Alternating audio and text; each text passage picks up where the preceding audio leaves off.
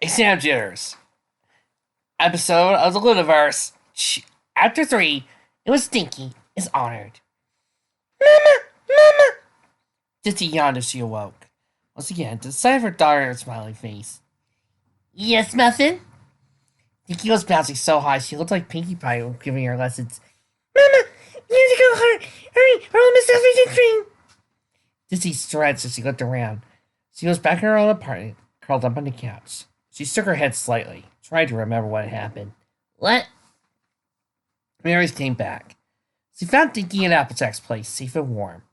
The apple farmer had insisted they stay at least until the rain had stopped. So the Jews had taken seats by the fire, toasted marshmallows of Apple Bloom and Applejack. Big Magatas had returned, and a few moments later said he'd sent Bonbon home, and then he joined them. It had been a peaceful evening. Rain stopped just before midnight. Applejack had offered to let them stay the night, but Dinky had looked like she had wanted nothing more than to go to sleep in her own warm bed. With another round of drinks to the apples, and a promise that she would take care of Applewood the next time they needed a sitter, Dizzy had gotten Dinky on her back and had tried home. They had made it, gotten inside, and embraced one more time and collapsed on the couch. This was where Ditsy was now, looking at her bright-eyed daughter. I'm so excited! I just want to see everything. You go to the apple library? Miss Firestick told me they had the coolest puppies in the country. You got you playing with them, and I really want to see that. Such a child was playing and sitting on it. Dizzy smiled as he embraced her to her again. I'm so glad I saw you, dear. I'm sorry. I didn't even hear you, Mama, said Dinky. She took down the hug. Oh, what were you reading? You were going to Dunkin' Donuts? Miss Megan Pie said to go visit Dunkin' Donuts on the Bachelor of the Stars at Christmas. Dixie hesitated. She told Tinky they might have to go to Huffington. Her daughter seemed really eager. When all that happened, she felt twins of fear. Huffington was big, and nobody knew her there. Once she had separated from Tinky, couldn't find her. She wouldn't know where to begin looking. Oh, we can see Swan Lake. I heard they're really pretty swans, and they want to come up and see us take a feed of bread. Dizzy had opened her mouth to say she was pretty tired, or preferred to say stay at Ponyville. But they closed it again. How could she deny such a simple pleasure to her daughter? Dinky was everything she could ask for. What kind of terrible mother would look at such a perfect daughter and cancel a trip for no other reason than her own selfish fear? We're going to the candy factory. Papa was so many out of a pink factory where they make all kinds of candies. And he goes to the Christy Eagles Cup. It's still saying God once. He got stuck in his having machine, got stretched out. This is why he's so tall skinny. Oh, but Miss Shirley said that probably didn't happen. Dizzy said nothing. She was torn, unable to say whether they would go or not. If they went, she could lose Dinky, and it would be a bad mother. If they stayed in Ponyville, she would be a horrible anyway, for disregarding the wishes of her only child. A tear crept to her eye. What do I do? Dinky hesitated.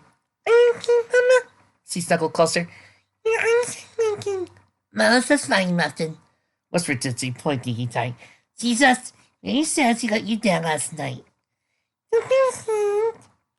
Dinky protested. I know what you mean, sad, Mama. She hugged Dizzy even harder, as if she could squeeze the sadness out of her. I'm fine. Now you're really good time with Scanlan, and Biscuit, and Sleeping Bell, and Applejack, and Apple Bloom are really nice too. I know, but... Dinky paused for a moment. Mama, we don't have to go to have a if you don't want to. We can have a picnic and watch out what's our... No, I want to, protested Dizzy. It's just... What do I do? If somebody else is here so I can ask them for advice. If one of my friends... A thought struck her. Yes, one of my friends. Her heart slowed down a bit, so she began to breathe easier. Her friends were good. He would never lose a foal. They could help her. Nothing. We're going to Huffington, she told Dinky. We're going to see absolutely everything that you want. I'm sure. I don't want. I'm sure. Dizzy got to her hose, rolling Dinky up onto her back. We'll see the candy factory and the statue pudding here at Swan Lake and everything else. And I'll see if I can get a friend to come along with us. Dinky brightened. Oh, wow. Yes, Mama. Miss Shirley says that everything's my fellow friends. Miss Shirley's a very smart mare. Dinky nodded, began to share about her teacher, and about the stories she had told, and some of the adventures the class was certain she had been on. Archer says he heard from just the source that Miss Union used to be an Archer Neil coming. It says he was a secret here in Night Court. Not telling us after a while, because he wanted to be nice to give Princess Laura and other boys a chance to run things. Little unicorn laughed and giggled. Dizzy noted that she sounded just like a fool who had been abandoned out in the rain by her mother. Dixie laughed too, as he got cleaned up, went to the exit of her apartment. Even if she had failed her, friends wouldn't. They were good ponies, reliable and true, and he wouldn't fail her. Feeling okay. Dizzy rubbed her weary hoof as she sat in the little car. Yeah, I'm fine. She told Tracy, "How are you?" The two monsters Stinky scampered around with a fluffy, big-eared puppy. The foal was laughing and giggling so hard, she was causing spontaneous smiles to break out into faces of all throughout the pet library. Even Ditsy, who had spent most of the day in a state of nervous anxiety, was soothed by this. Dinky had wanted to go play with the puppy, not just in the indoor room, but in the lounge backyard section. Ditsy had been reluctant to allow that, though, since the backyard was big enough that Ditsy might have got lost sight of Dinky. Dinky had seemed to understand when Ditsy asked her daughter to stay indoors, so he certainly seemed to have plenty of fun as the pet, and she ran around with the puppy. Ditsy smiled as he watched her daughter. She's such a good foal. I'm good, said Trixie. Always wanted to visit Hoofington. Even better, do it with a friend, right? Why didn't you come here before? The Pegasus asked. I might have, sucked the local mayor when I melted the ice palace, and he just might be the sort to hold grudges. Dizzy giggled. Thank you for coming, she told her friend. Means a lot to me. Bonbon told Lyra what happened, and Lyra told me. Tracy touched Dizzy's hoof. You know it's not your fault, right? It was really bad luck. Dizzy shook her head. There's no bad luck in parenting. I'd be more attention to my daughter if I set my alarm properly. Ditsy, you couldn't possibly have anticipated that. After the one night you spent a week helping a friend, there'd be a huge rainstorm.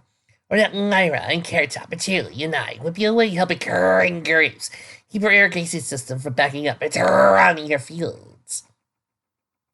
Tracy shook her head slightly. It was really bad luck.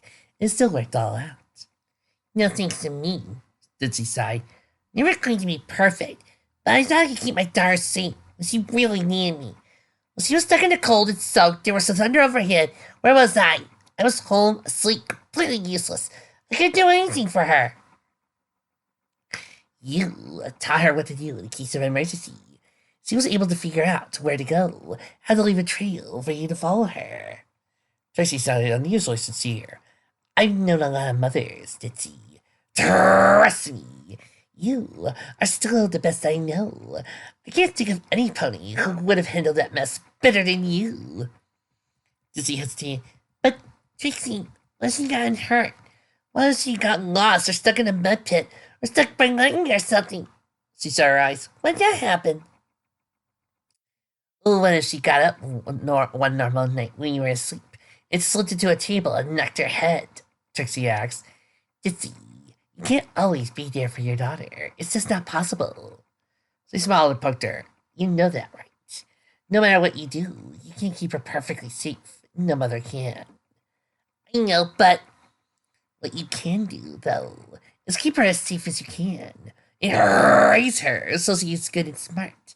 Help her figure out how to make decisions when she's in trouble so she doesn't get hurt. What you did, and what she was able to do. Trixie turned Ditsy so she had locked eyes. Ditsy, you did everything right. Because of that, Dingy didn't stay out in the rain waiting for you forever. She didn't run off in a random direction. She found shelter. She made herself safe. Thanks to your teaching and parenting, you have nothing to be ashamed of. Maybe you're right. Of course, I'm right. I'm the great and powerful Trixie! And, woo! Dinky climbed on the back of the Lord's puppy. This was now trying after her cat. Dinky cheered as he rolled along the dog all along the lounge of the pot library. Tracy grinned. You, she told Ditsy, are doing a great job as a mother.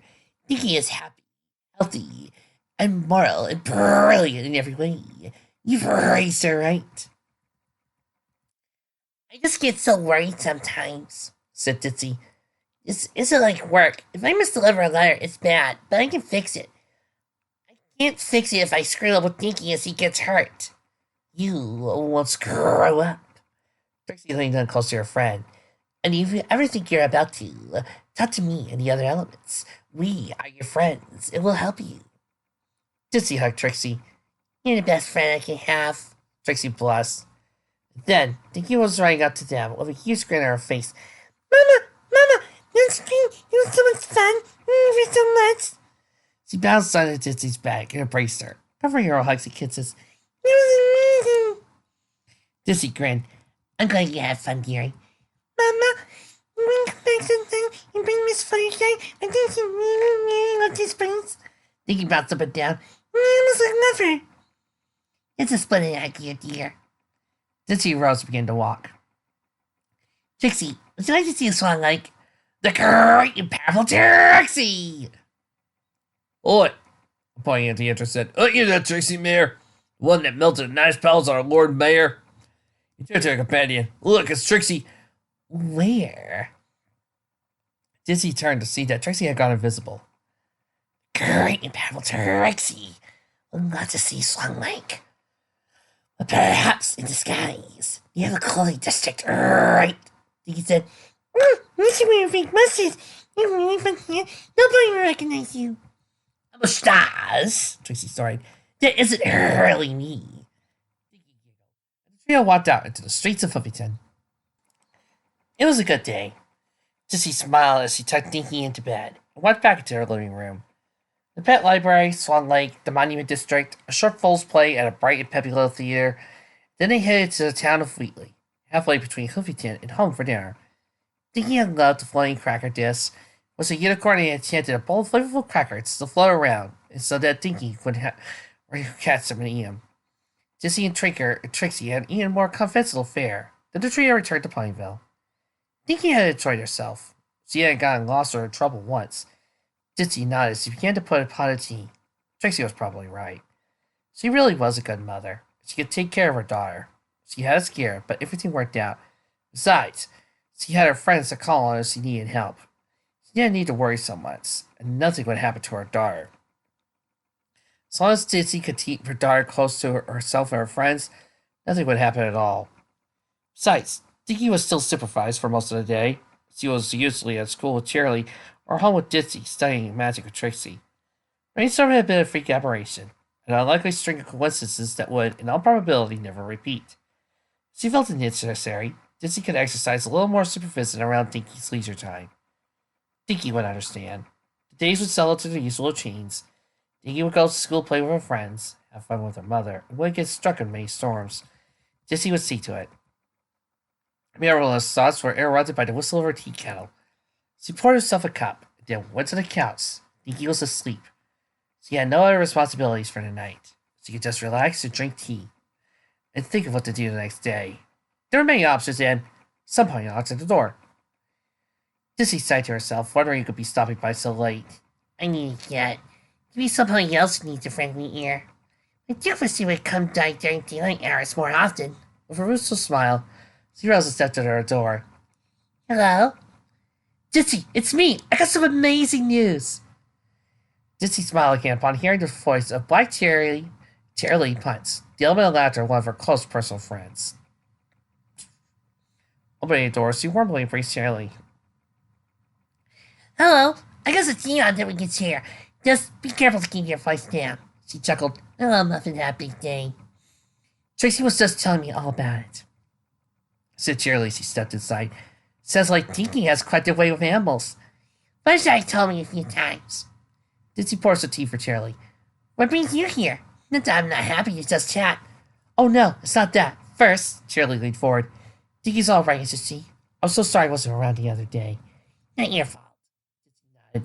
It's just that, like Trixie said, a really bad accident. But Dinky is all right, and I'll make sure that never happens again.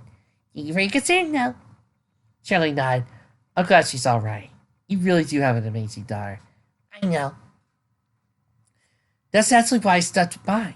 Charlie opened her saddlebag and withdrew a fake envelope. Remember that scholarship I had to submit some student names for? Yeah? I just heard back. Shirley's face with a big smile. Dinky made the semi-finalist list. She passed Ditsy letter. This confirms it. She's eligible to take a test, so she passes. Wait, what list? Ditsy blinked several times. What exactly was that submission for? Are you familiar with the Sharp Wedding Academy? I want to thought back. A prep school in Manhattan. You're supposed to be really academically strong in all sorts of areas. Every kind of art, science, magic, leadership, and everything. She chuckled. When I was little, they hoped they asked me to go there. Because of being able to study hard, become dancer slash astronaut slash princess slash pirate that I wanted to be. But you couldn't apply, then you had to ask. She laughed. Shirley, you don't mean, are you thinking you go? Not yet.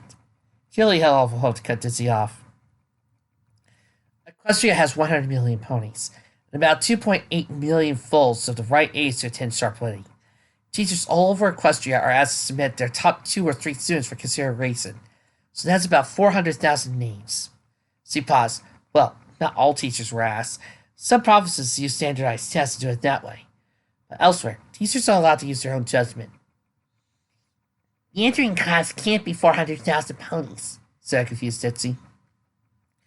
It isn't. The committee just looks over the submitted names and narrows down to what they see as the top 10%, 40,000 foals.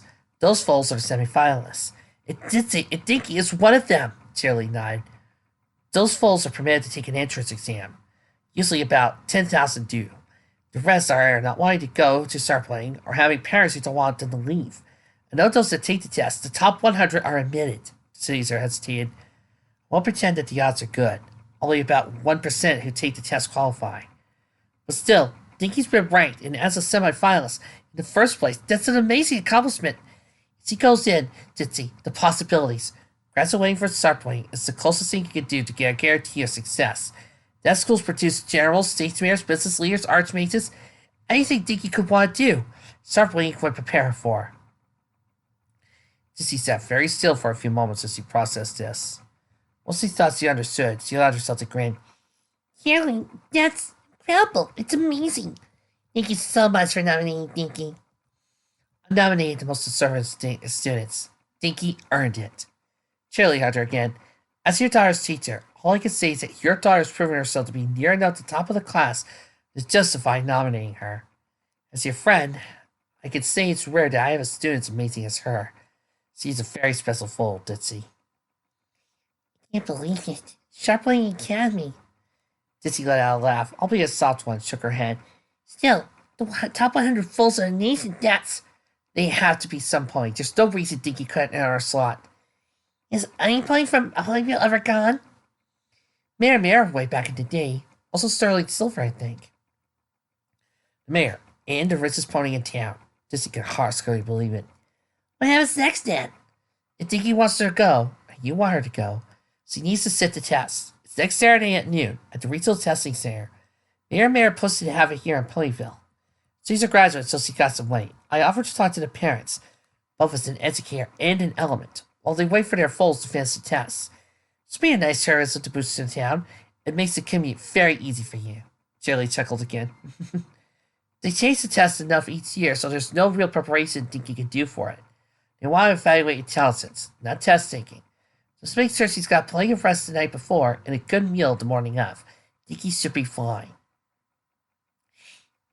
I can handle that. Ditsy started to get her mind around the Dinky just earned. So you see your daughter attending one of the very best schools in the nation, learning as much as she possibly could. So you can see Dinky becoming a great states mayor, or a famous mage like a Ravel, Twilight Sparkle, or a noble in the Night Court, linking Equestria to a new age of greatness. Start playing set points for life. You know the skills needed, and I'll imagine it'll be something of a change for you, said Shirley when she drained her tea.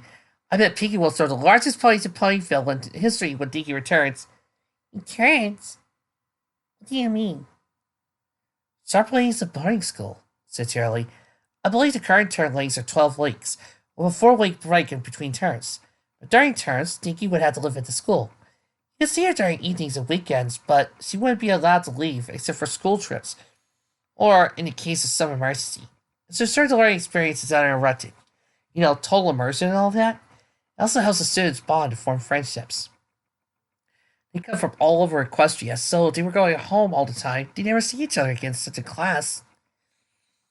Oh, wait, terms. You can't be away in a big city for 12 weeks at a time. Dizzy was frozen for a moment. Dinky got into sharp wedding. She'd be going to Manhattan. She wouldn't be back. For 3 months she'd be gone. Dizzy took a sharp breath of air. If Dinky qualified, she'd be away in a distant city, where anything could happen to her. There'd be no one to watch out for her. She wouldn't be able to seek shelter in Applejacks if she got wet, or to run to Trixie's if she got hurt. She wouldn't be anywhere near her mother. If something had happened, it might be days before Dizzy even knew. Dinky would be on her own. No friends, no family, no safety. For a moment, Dizzy thought of Dinky, lost in a big city, crying in a street corner, covered in rain and mud, suit as the uncaring pedestrians walked by. Well, She heard herself saying, it's a fantastic opportunity. It's amazing. It's really good. Thank you for notifying me, Charlie. "You're welcome. Dinky wants to attend. Just have her take the test. That's it. Good luck. Cheerily hugged Dizzy one more time. I should be getting back to my house. I think my fists are getting antsy. A few good eyes later, she was gone.